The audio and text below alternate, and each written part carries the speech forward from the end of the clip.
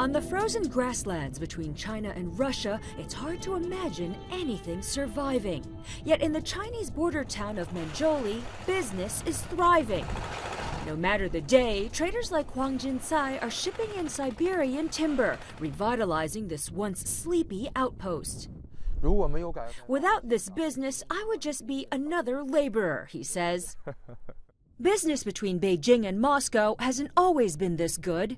Only 4 decades ago, the two nations clashed over this border, once a heavily fortified barricade during the Cold War. Yet after the collapse of the Soviet Union in 1991, relations began to thaw, paving the way for this Manzhouli native to quit his job as a lumberjack and start a multi-million-dollar business cutting and selling timber all over China, with 10% sales growth every year. I have a house and a car now, and the standard of living has improved, he says. Now more and more people are coming here. $10 billion worth of timber and other goods pass through Manzhouli every year. This border town is now one of China's busiest land ports.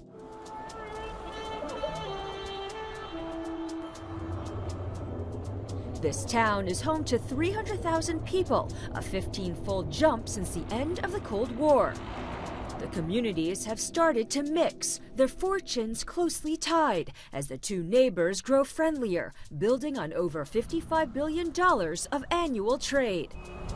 The Chinese are working to court the Russians, with attractions ranging from the familiar to the bizarre.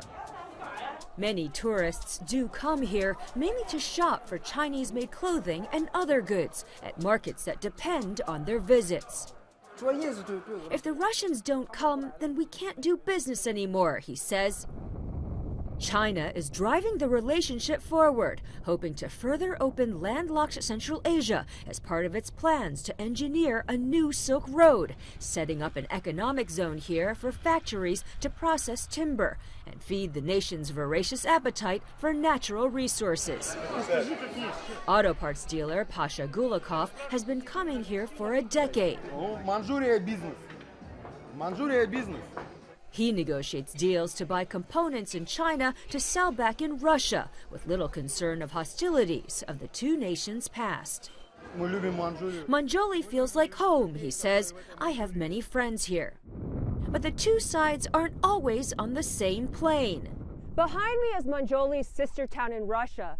As you can see, there's not a lot of activity going on. The people on this side of the border complain that the Russians aren't doing enough to develop their side. Some businessmen complain the Russians are unpredictable about regulations. Huang says the Russians should do more, but he's optimistic. The Chinese government has invested a lot in Manzhouli, he says. I hope the Russian side will also do the same and invest in its border towns. If they invest more, then our town will grow. Thanks to the new lifeline for this bustling trading hub. Eunice Yoon, CNN, Manzhouli, China.